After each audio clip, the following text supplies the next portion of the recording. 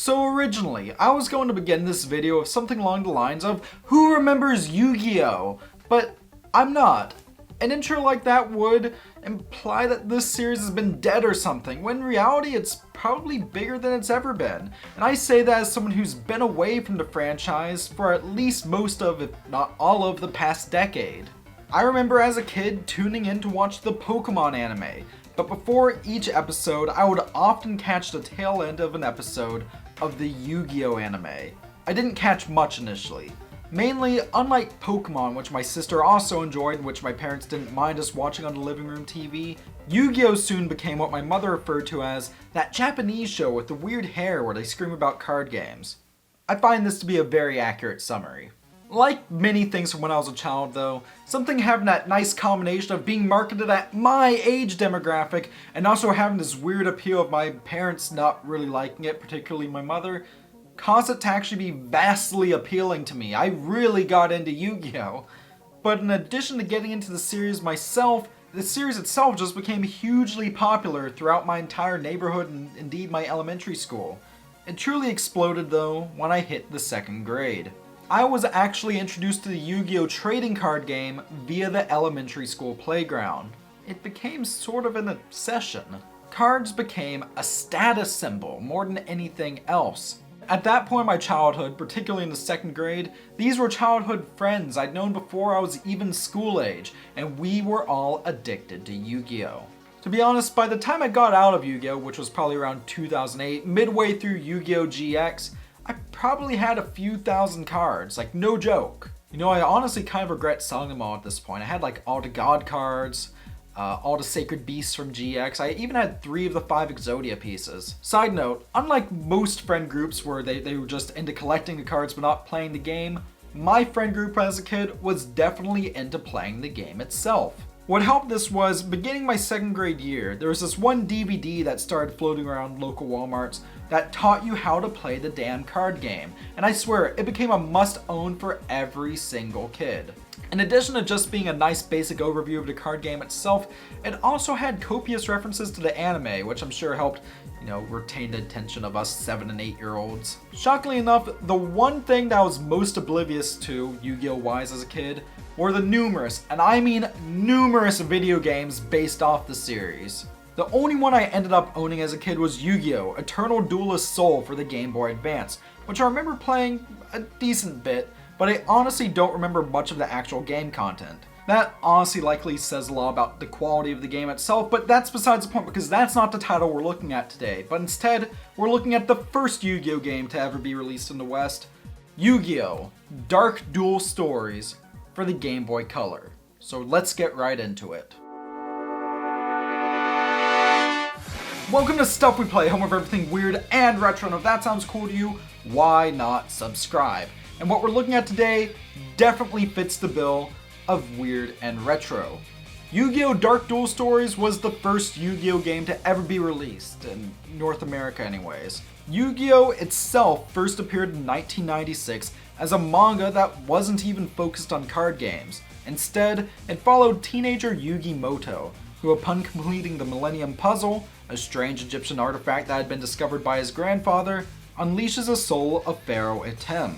Oh, and he also occasionally assumes control of Yugi's body, forcing him to grow 2 feet taller and then challenge people to mysterious shadow games, in which their lives are put on the line. Unlike the 4Kids version of the show, in the early manga chapters and indeed the Japanese Toei Yu-Gi-Oh! Adaptation, which preceded the anime that ultimately became super popular over here by 2 entire years, the Pharaoh does some absolutely horrendous, wretched stuff, admittedly to folks who debatably had it coming. Like, look at this here, where the Pharaoh literally sets a man on fire as punishment for losing a shadow game? God, that's screwed up. Eventually though, the manga and anime introduced a card game, originally known as Magic and Wizards, but later renamed in-universe to Duel Monsters. This would serve as the basis for the Yu-Gi-Oh! Trading card game itself, which, as is evident by this point, went on to be absolutely massive. As for video games, the first one of these to be released was actually Yu-Gi-Oh! Monster Capsule, Breed and Battle for the PlayStation 1 in July 1998. This was more of a monster breeding game than a card game, but was followed in December of that year with Yu-Gi-Oh! Duel Monsters for their original Game Boy, which was also Japanese exclusive. The confusing bit comes the following year in 1999. In July of that year, the second handheld game was released, Yu-Gi-Oh! Duel Monsters 2, Dark Duel Stories. Despite having a similar name to the game we're looking at today, this one was actually Japanese exclusive. Mind-blowing, I know. But then in December of that year, Japan also got Yu-Gi-Oh! Sealed Memories for the PS1. The game in question today wasn't even released in Japan until 2000, where it was known as Yu-Gi-Oh! Duel Monsters 3 Tri-Holy God Advent.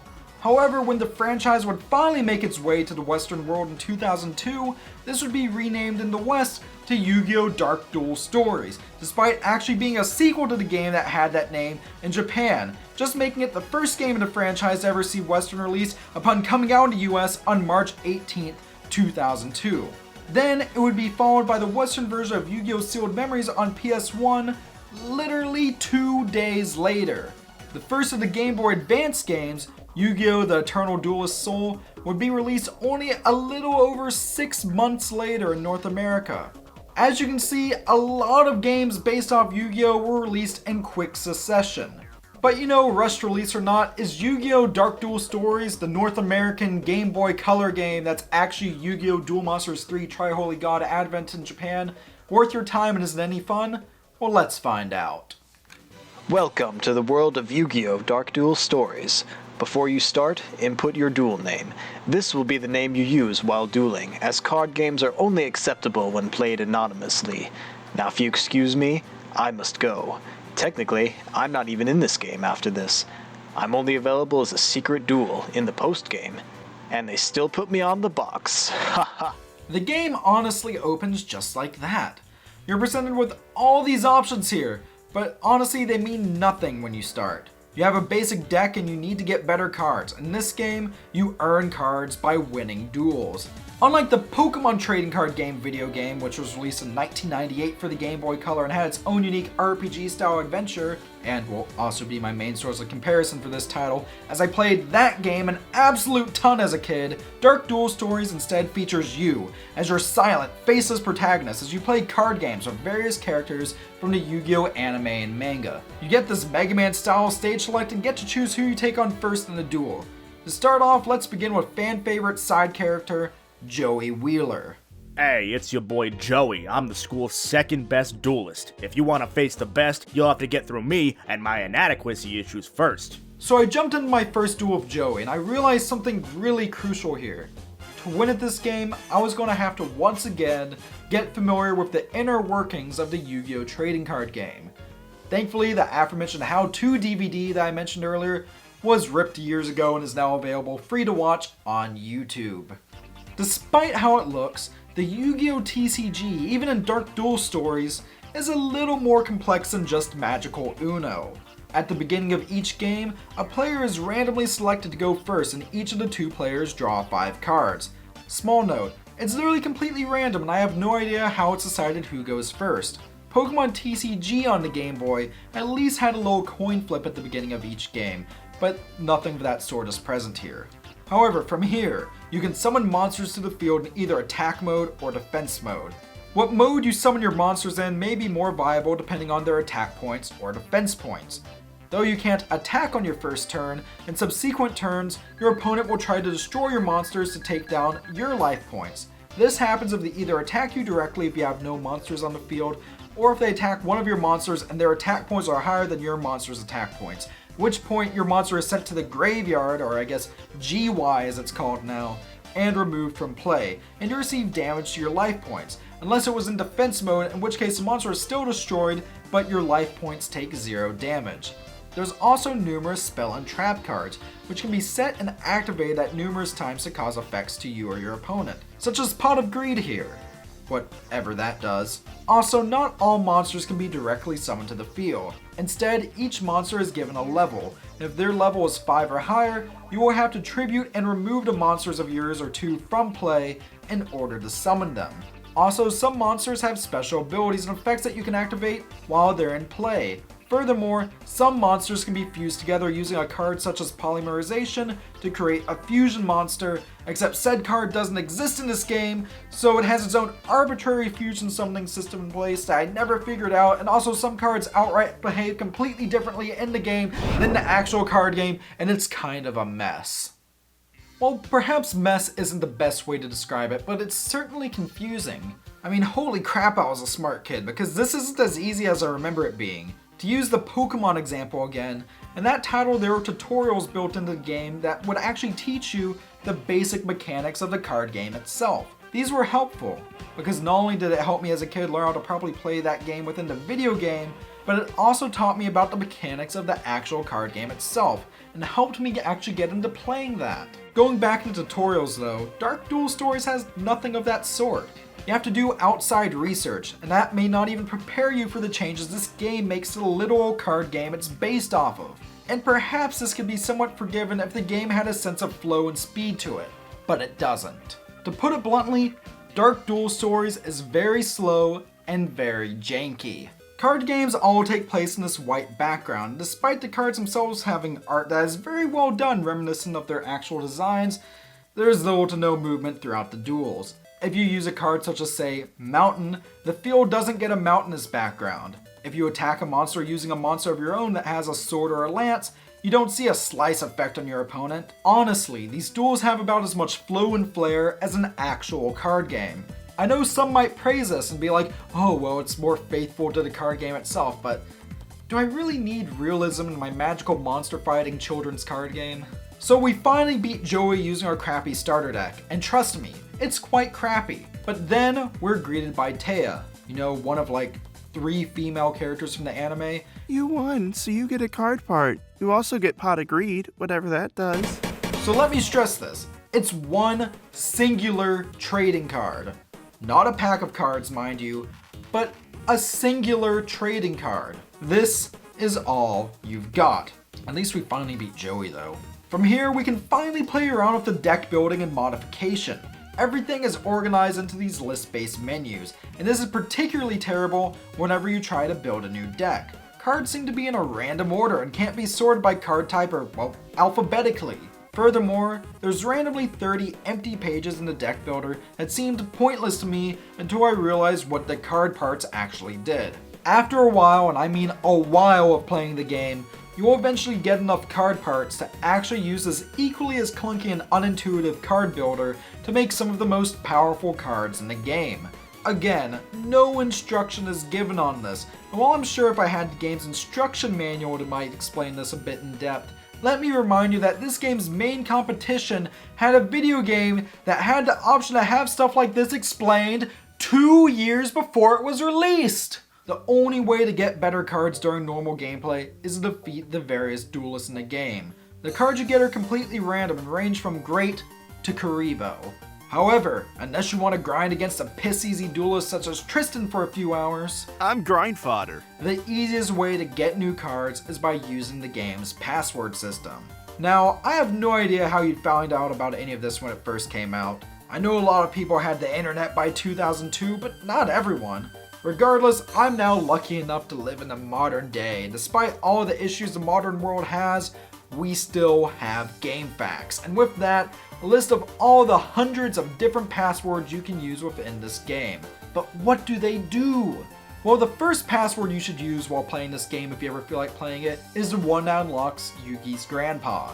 Grandpa is just a small side character who runs the card shop in the anime, but here he functions as a second Taya, meaning that upon beating any duelists, you'll get given 2 card parts and 2 new trading cards. In addition to this, if and when you beat the game, and I mean if, and we'll get into that later, you can use the password system to unlock additional duels against major characters from the show and manga, such as, Marik, or the Pharaoh. He's on the game box, and this is the only way you can actually duel him.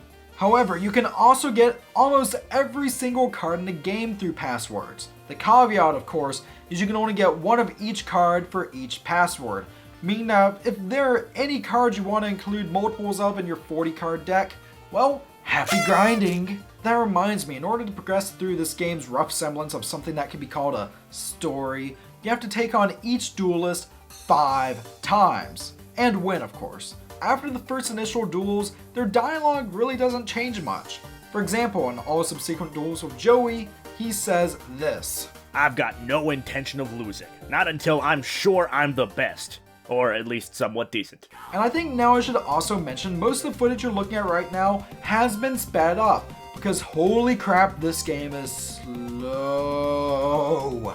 But anyways, after an eternity, we finally beat Joey 5 separate times, and are given a nugget along these lines. One day I'm gonna be the best and I'll duel until that day comes. So anyways, you continue through the game and it tries to cover various bits from the anime and manga story. The first batch of duelists is based off the Duelist Kingdom arc from the first season, though Maximilian Pegasus, who's the big bad there, is nowhere to be found. After beating each of these guys 5 times, we move on to the next section, which covers a Battle City arc from the second and third seasons of the anime. It is here, of course, we meet egocentric fan-favorite billionaire, Seto Kaiba. I'm Seto Kaiba, president of the Kaiba Corporation and a level above your standard duelist. I'm afraid this is the end of your winning streak. Oddly enough, with how Kaiba is positioned on the character select screen, you can tell he's intended as some sort of boss duel, though honestly, compared to some of the duels that came before him, he's not that bad. It was a real pain here though, especially when I tried playing this game before I knew about the password system, was this guy. This stupid magician clown dude who wasn't even important enough in the grand scheme of things for me to even remember his name. However, he had a deck built around the Dark Magician card, which is funny as seeing that's Yugi, the main character of the show's main card. But, when I actually dueled Yugi earlier in the game, he didn't even manage to summon it. But anyways, this guy who used Dark Magician kicked my ass. However, he also had some of the most interesting dialogue in the game once I finally beat him. Well, for the 5th time. Pressure! I just love pressure. You think you've won? Idiot. Every magician has an escape.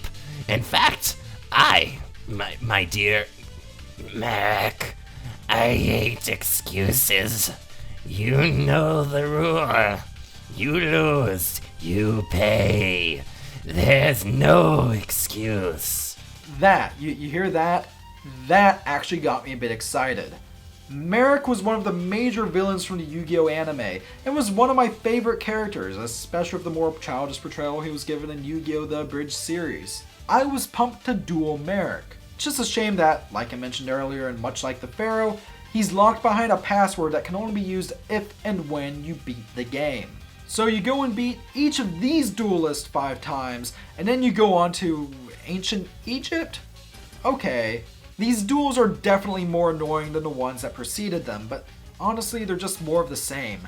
I could talk about how the difficulty seems to have hugely spiked at some point around here, but honestly, the game itself by now has just become so repetitive, what with a mostly static presentation, that I'd become numb to it by this point and was only playing through sheer willpower to make it a hopefully entertaining review. Also, I don't know who half these people are. I know her, she was in the anime, and him, who's just Kaiba's ancient Egyptian recolor from the anime. I am an original character. Do not steal.